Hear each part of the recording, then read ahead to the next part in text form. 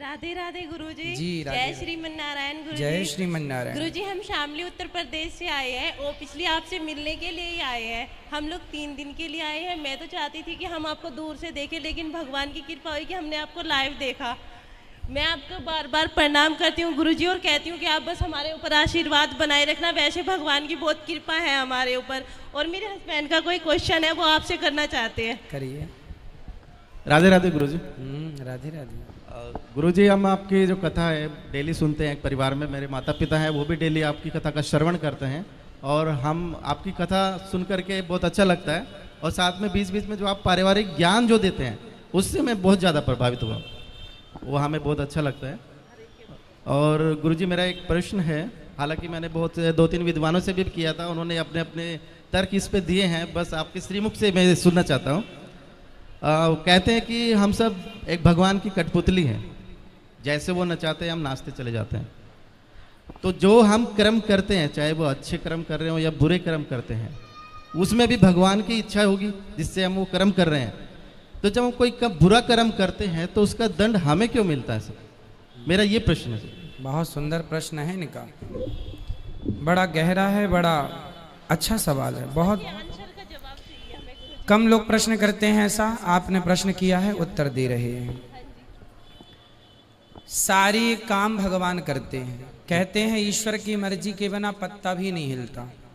तो जब सब भगवान करते हैं तो फिर पापी व्यक्ति क्यों है? बिल्कुल बिल्कुल, है ना।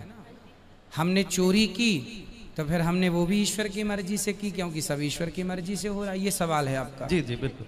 अब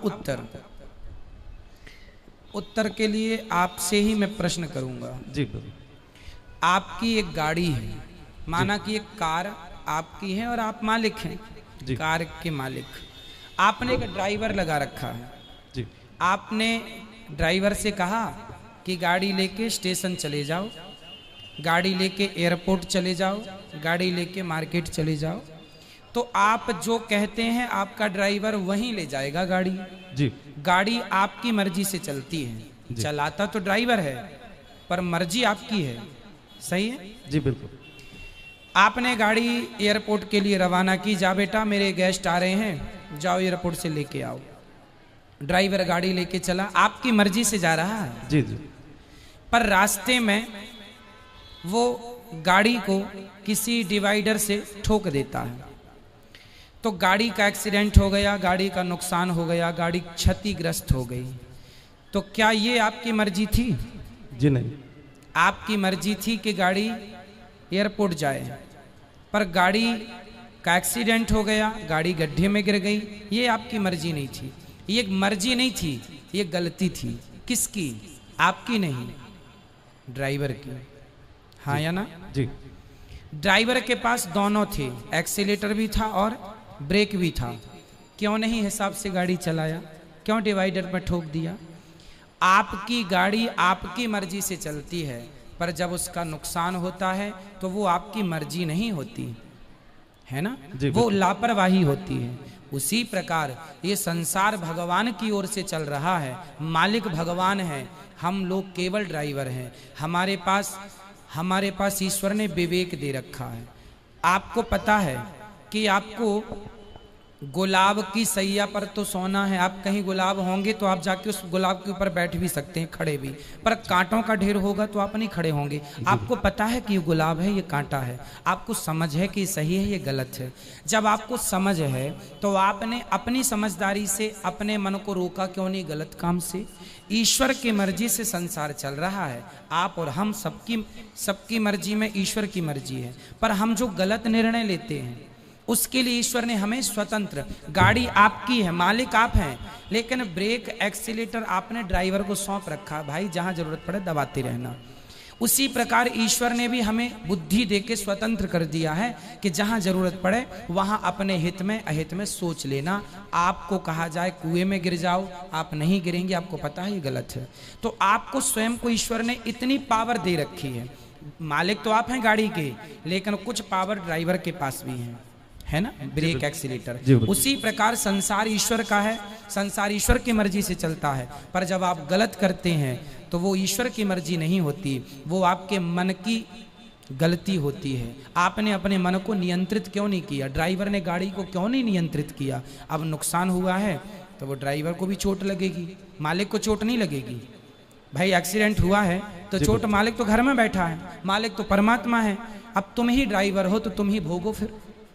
तो अपने अपने किए का दंड, ईश्वर की मर्जी से संसार चलता है, पर उन्होंने हमें सही गलत की सोच दे रखी है। सही गलत क्या है वो पहचान दे रखी है। अब आप गलत करें तो इसमें दोषी ईश्वर कैसे हो सकता है? जी गुरुजी, लेकिन मेरा एक थोड़ा सा डाउट है गुरुजी। जी, हमने रामायण सीरियल देखा है टीवी में, ठीक है। उसमें ये दिखाया गया था कि जब राम जी लंका को जीत लेते हैं और माता सीता जी जब अग्नि परीक्षा देती हैं, उसके बाद में राजा दशरथ जी आसमान में प्रकट होते हैं। बिल्कुल। और वो राम जी को बोलते हैं कि मुझे तुम पर बहुत गर्व है, मैं तुमसे बहुत खुश हूँ। तो भगवान राम वहाँ पे उनसे एक चीज़ मांगते हैं कि आप मुझे एक वचन दे दो कि आप जो है माता कैकेयी को क्षमा कर दो, उनकी इसमें कोई गलती नहीं। लेकिन वो जो आप बता रहे हैं कि एक विवेक और जो बुद्धि जो दे रखी है वो भगवान ने सभी को दे रखी है, वो माता कैकेयी को भी दे रखी थी। ठीक है। लेकिन उन्होंने गलत निर्णय लिया, लेकिन भगवान ने उनको क्षमा कर दिया। तो मैं ये कहना चाह रहा हूँ कि जब भगवान उनको क्षमा कर सकते हैं तो हम लोगों को क्यों नहीं क्षमा करते? हाँ, करते हैं, आपको भी करते हैं, हमें भी करते हैं। कब करेंगे? जब शरण में कैकेयी माँ चित्रकूट जब आई थी ना, तो उन्होंने क्षमा मांग ली थी राम जी से, आत्मसमर्पण कर दिया था, बेटा अपराध हो गया, राम यदि तुमने मुझे माफ कर दिया तो वचन दो कि अगली बार तुम मेरे पुत्र बन के आओगे। वही कैकेयी माता देवकी बनी और फिर उनके गर्भ से श्री कृष्ण प्रकट हुए। तो भगवान कहते हैं तुम कितने भी बड़े पापी हो, यदि मेरे सामने आके आत्मसमर्पण कर दोगे और मेरे हो जाओगे, मैं भूल जाऊंगा कि तुमने कोई पाप किया है। ये बात लिखी है लिखित में सुनिए। सन्मुख होहि जीव मोहि जबहि जन सन्मुख होई, मतलब जब मेरे सन्मुख आ जाएगा, समर्पण कर देगा, तो जन्म कोटि करोड़ों जन्मों के पाप मैं भूल जाऊंगा। ये लिखा है। जी, जी। एक छोटा सा क्वेश्चन जी, एक जी। और। हमने सुना है कि धर्म बहन होती है, लोगों से कहते सुना है कि ये हमारी धर्म बहन है। ठीक है। ये भी सुना है कि ये हमारी धर्म पत्नी है, लेकिन हमने ये कभी नहीं सुना कि ये हमारे धर्म पति है। ऐसा क्यों सर? हाँ, पत्नी भी एक ही होती है ना। अब दूसरी पड़ोसन को तो आप कह नहीं सकते कि मेरी धर्म पत्नी है जी। अपनी कोई ना, आप पत्नी कह सकती है मेरा पति है, परमेश्वर है।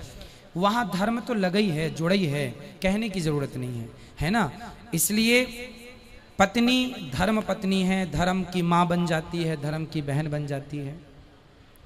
जो बन जाती हैं वो बन जाते हैं। अब सबको आप कैसे अपना बना सकते हैं? बना सकते हैं, पर सबको धर्म पति कैसे बनेगा? कोई पतिव्रता नारी है ना, एक पति के सिवा, एक पुरुष के सिवा पराये पुरुष पर नजर जाएगी तो समाज उसे कुलटा कहेगा, चरित्रहीन कहेगा। शूर्पणखा गई थी तो उसकी नाक कान भंग हो गई। केवल ये धर्म नारी का नहीं है, पुरुष का भी है। नारी का धर्म है कि वो अपने पति को ही परमेश्वर माने, और पुरुष का धर्म है अपनी पति